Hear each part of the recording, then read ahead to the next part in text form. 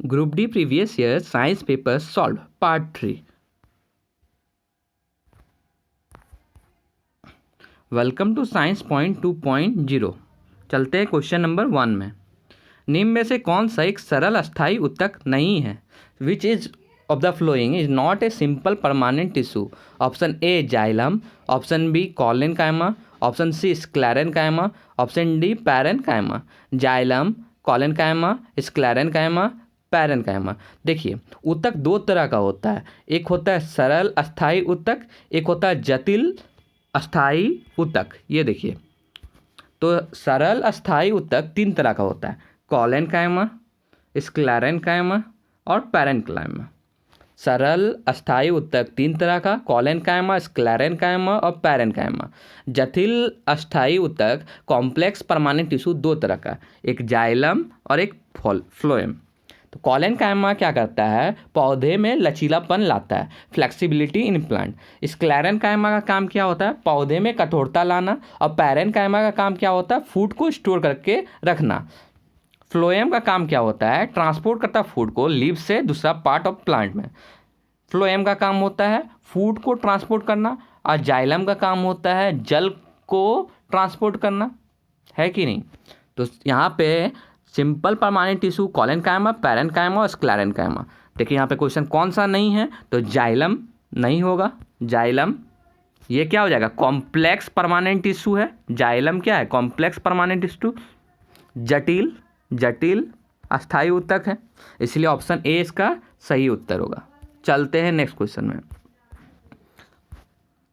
6 kg द्रव्यमान और 480 joule स्थितिज ऊर्जा। स्थितिज ऊर्जा को हम लोग पोटेंशियल एनर्जी बोलते हैं। वाली एक वस्तु को ऊंचाई पर रखा जाता है तो जमीन से उसकी ऊंचाई ज्ञात करो यदि गुरुत्व त्वरण 10 हो। तो देखिए, स्थितिज ऊर्जा का फॉर्मूला होता है, पोटेंशियल एनर्जी का फॉर्मूला होता है द्रव्यमान इंटू गुरुत्व त्वरण इंटू ऊंचाई। मास इसको द्रव्यमान बोलते हैं, गुरुत्व त्वरण को एक्सेलेरेशन ड्यू टू ग्रेविटी बोलते हैं, और ऊंचाई को हाइट बोलते हैं। तो पोटेंशियल एनर्जी 480 दिया हुआ, यहाँ पे 480 लिख दिए। द्रव्यमान 6 किलो दिया हुआ है, गुरुत्व त्वरण को बोला 10 लेने हैं, और ऊंचाई को यहाँ लिख दिए। तो यहाँ पे क्या हो जाएगा? 480 ये वाला गुना में इधर आएगा तो भागा में, इक्वल टू ऊंचाई। ये जीरो कटा, ये 688। तो h इक्वल टू आया 8 मीटर। ऊंचाई मीटर में होता है तो 8 मीटर। ऑप्शन सी इसका सही उत्तर होगा, ऑप्शन सी। चलते हैं नेक्स्ट क्वेश्चन में। वाट is filled with chemically inert gas in electric bulb? विद्युत बल्ब में आमतौर पर रासायनिक रूप से निष्क्रिय गैस से कौन सी भरी होती है? What is filled with chemically inert gas in electric bulb? Option A nitrogen, option B chlorine, option C oxygen और ऑप्शन डी हाइड्रोजन। देखिए, विद्युत बल्ब में क्या होता है? इनर्ट गैस भरा रहता है। और ऑप्शन में देखिए हम लोग इनर्ट गैस में helium, neon, argon, krypton, xenon, radon होता है नोबेल गैस में। लेकिन ऑप्शन में नाइट्रोजन है, क्लोरीन है, ऑक्सीजन है, हाइड्रोजन, कोई भी इनर्ट गैस नहीं दिया हुआ है। तो देखिए, जब इनर्ट गैस नहीं दिया हुआ है तो बल्ब में भरा रहता है नाइट्रोजन। क्या होगा? ऑप्शन ए नाइट्रोजन, नहीं तो आर्गॉन हो जाता। चलते हैं नेक्स्ट क्वेश्चन में। Which one of the following does not belong to a group? कौन निम्न में से कौन ऐसा एक समूह में से संबंधित नहीं है? ऑप्शन ए नाखून, ऑप्शन बी बाल, ऑप्शन सी मुंह से, ऑप्शन डी पैर का अंगूठा। तो देखिए, नाखून, बाल और पिंपल्स जिसको मुहासे बोलते हैं, इसमें कोई भी सेल्स नहीं होती, कोशिका नहीं होती, इसलिए आसानी से कट जाती है और हमें दर्द भी नहीं होता। लेकिन पैर का अंगूठा में सेल्स होती है, इसीलिए अगर चोट लगती है तो हमें दर्द भी होता है। तो ऑप्शन डी इसका सही उत्तर होगा। चलते हैं नेक्स्ट क्वेश्चन में। डैश की आवृत्ति मनुष्यों के लिए स्वयं नहीं है। The frequency of dash is not audible to human. तो देखिए, मानव सुन सकता है 20 हर्ट्ज से 20,000 हर्ट्ज तक। अब ऑप्शन में देखिए, 20 हर्ट्ज से 20,000 हर्ट्ज मतलब 18,000 सुन सकता है। 100 हर्ट्ज भी सुन सकता है क्योंकि 20 हर्ट्ज से ज़्यादा है। 20,000 हर्ट्ज तो सुन सकता है। ऑप्शन सी 22,000 हर्ट्ज, जो ह्यूमन नहीं, मानव मनुष्य नहीं सुन सकता है। ऑप्शन सी इसका सही उत्तर होगा। चलते हैं नेक्स्ट क्वेश्चन में। ऑक्सीजन का उपयोग करके पाइरूवेट का विभाजन किस में होता है? Pyruvate is partition using oxygen. A mitochondria, B lysosome, C नाभिक, डी राइबोसोम। तो देखिए, ऑक्सीजन की उपस्थिति में जब भी होता है तो वो एरोबिक रेस्पिरेशन कहा जाता है, एरोबिक श्वसन बोला जाता है। ऑक्सीजन के उपस्थिति में रहेगा तो एरोबिक श्वसन, और अगर ऑक्सीजन की उपस्थिति नहीं रहेगी तो उसको एनारोबिक बोलते हैं। और एरोबिक रेस्पिरेशन में क्या होता है, ग्लूकोज पाइरूवेट में टूटता है और ये प्रोसेस टेक प्लेस करता है माइटोकॉन्ड्रिया में, जिसको एटीपी बनाता है। एनर्जी करेंसी बोलते हैं एटीपी को, ऊर्जा प्रदान करता है। तो इसका सही उत्तर होगा ऑप्शन ए माइटोकॉन्ड्रिया। चलते हैं नेक्स्ट क्वेश्चन में। In which group halogen is place in the modern periodic table? आधुनिक आवर्त सारणी में किस समूह में हैलोजन को रखा गया? सबसे पहले आधुनिक आवर्त सारणी मोजले के द्वारा दिया गया है, हेनरी मोजले के द्वारा दिया गया है। और देखिए यहाँ पे हैलोजन ग्रुप 17 को बोलते हैं, ये वाला fluorine, chlorine, bromine, chlorine, bromine, iodine, astatine, ये सब हैलोजन ग्रुप से संबंधित है। तो ग्रुप 17। चलते हैं, देखते हैं यहाँ पे ऑप्शन देखते हैं। Option A 16, option B 17, option C 18, option D 14। तो अभी हम लोग देखें ग्रुप 17 को हैलोजन ग्रुप बोला गया है, हैलोजन ग्रुप। अब ग्रुप जो 18 होता है वो निष्क्रिय गैस या नोबेल गैस कहा जाता है। चलते हैं नेक्स्ट क्वेश्चन में। कौन सा हार्मोन युवा अवस्था में पुरुषों में यौन लक्षण दिखता है? Which are following hormone shows vaginal symptoms in young man? Option A testosterone, option B insulin, option C animal hormone, option D oestrogen. तो चलते हैं। पुरुषों में टेस्टोस्टेरोन पाया जाता है और महिलाओं में एस्ट्रोजन और प्रोजेस्टेरोन पाया जाता है। ऑप्शन ए इसका सही उत्तर होगा। Which of the following is flexible and soft? निम्न में से कौन सा तत्व लचीला और कोमल होता है? तो option A sulphur, option B तांबा, option C carbon, option D phosphorus. अगर सिंपल बोला जाए तो दो चीज़ ऐसा होता है जिसको हम लोग चाकू से काट सकते हैं, ऑप्शन सोडियम और पोटासियम। सोडियम और पोटासियम क्या होता है, चाकू से हम लोग इसको, इतना सॉफ्ट होता है, इतना लचीला होता है कि इसको हम लोग चाकू से काट सकते हैं। लेकिन अगर हम लोग ऑप्शन देखें तो सल्फर, कॉपर, कार्बन और फॉस्फोरस तो यहाँ पे दिया ही हुआ नहीं है।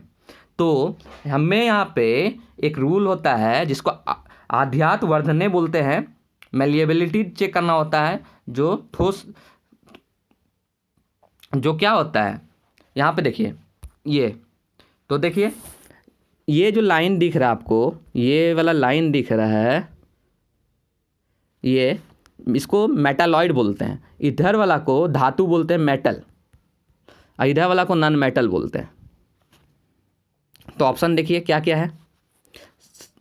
सल्फर, तो सल्फर जो है यहाँ पे देखिए, सल्फर नॉन मेटल होता है तो ये नहीं होगा। हम लोग धातु में पढ़े हैं कि वो मेलिएबल होता है, जिसको हम लोग शीट्स में पतला चादर के रूप में कर सकते हैं, पिघला सकते हैं। तो यहाँ पे देखिए क्या होगा ऑप्शन, ये देखिए कॉपर। कॉपर क्या होता है, मेटल होता है, कॉपर मेटल होता है और इसका प्रॉपर्टी होता है मेलिएबल।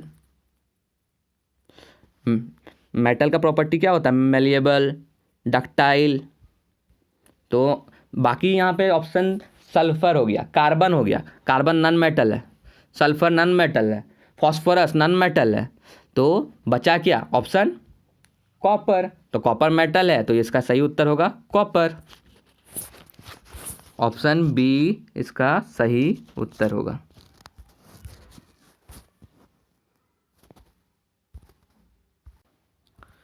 एक इलेक्ट्रिक बल्ब का 220 वाट और एक बिजली का बल्ब 220 वोल्ट और 100 वाट रेटेड है। जब इसे 110 वोल्ट पर संचालित किया जाता है तो बिजली का खपत होगी। तो देखिए हम लोग क्या जानते हैं, पावर इक्वल टू होता है वोल्ट का स्क्वायर बटा आर। हमको यहाँ पे रेजिस्टेंस, आर मतलब रेजिस्टेंस, तो आर इक्वल टू क्या हो जाएगा, क्रॉस कर देंगे वी स्क्वायर बटा पी। अब वी स्क्वायर क्या हो जाएगा, 220 दिया हुआ है तो 220 इंटू 220 बटा पी कितना है, यहाँ पे देखिए पी 100 वाट। पावर का क्या होता है वाट, तो ये कटेगा ये कटेगा ये कटेगा ये कटेगा, 22 इंटू 22 कितना होगा, 484। ये ओम, 484 ओम। रेजिस्टेंस का क्या होता है ऐसा यूनिट, ओम। आप देखिए हमको रेजिस्टेंस पता चल गया 484। भी दिया हुआ देखिए यहाँ पे कितना लेने बोल रहा है, 110 वोल्ट, 110 वोल्ट। हमको क्या निकलना है, पावर इक्वल टू क्या होता है, बी स्क्वायर बटा आर। तो यहाँ पे क्या लेंगे हम लोग, 110 इंटू 110 बटा 484। इसको काटेंगे तो 25 निकलेगा, 25 वाट। तो इसका सही उत्तर क्या होगा, 25 वाट। ऑप्शन डी इसका सही उत्तर होगा। चलते हैं नेक्स्ट क्वेश्चन में। The brain is responsible for, मस्तिष्क किसके लिए जिम्मेदार है, सोचने के लिए, दिल की धड़कन को नियमित करने के लिए, शरीर को संतुलित करने के लिए, या उपरोक्त सभी। तो इसका आंसर क्या होगा, उपरोक्त सभी। सोचने का भी काम करता है, दिल का धड़कन को भी ये कंट्रोल करता है, हम लोग को शरीर को संतुलित भी करता है। ऑप्शन डी इसका सही उत्तर होगा। चलते हैं next. Oxygen has a molecular mass, आणविक द्रव्यमान क्या है, देखिए यहाँ पे O2। तो ऑक्सीजन का हम लोग जानते हैं O का मॉलिक्यूलर मास यहाँ पे 16 होता है, यहाँ पे O2 बोला है तो O2 मतलब कितना हो जाएगा, एटॉमिक नंबर होता है 8 और एटॉमिक मास होता है 16। यहाँ पे O2 का मॉलिक्यूलर मास निकालने बोल रहा है तो O का होता है 16 और 2 बार मतलब 2, तो कितना हो जाएगा 32। ऑप्शन बी इसका सही उत्तर होता है। चलते हैं नेक्स्ट क्वेश्चन में। किस वैज्ञानिक ने सजीवों के लक्षणों की आनुवांशिकता के सिद्धांतों को प्रतिपादित किया, which scientist propounded the principle of heredity of living organism. Stanley Miller, JBS Haldane, Charles Darwin, Gregor Mendel. तो देखिए जब भी हम लोग को इसका क्वेश्चन देता है which scientist propounded the principle of heredity of living organism, तो Gregor John Mendel. Option D इसका सही उत्तर होगा। चलते हैं नेक्स्ट क्वेश्चन में।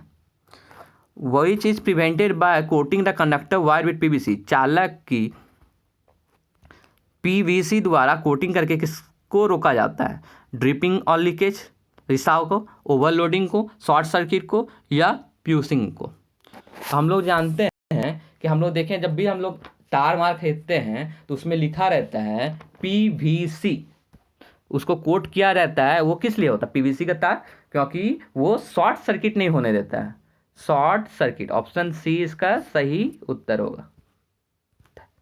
थैंक यू, आज के लिए इतना ही।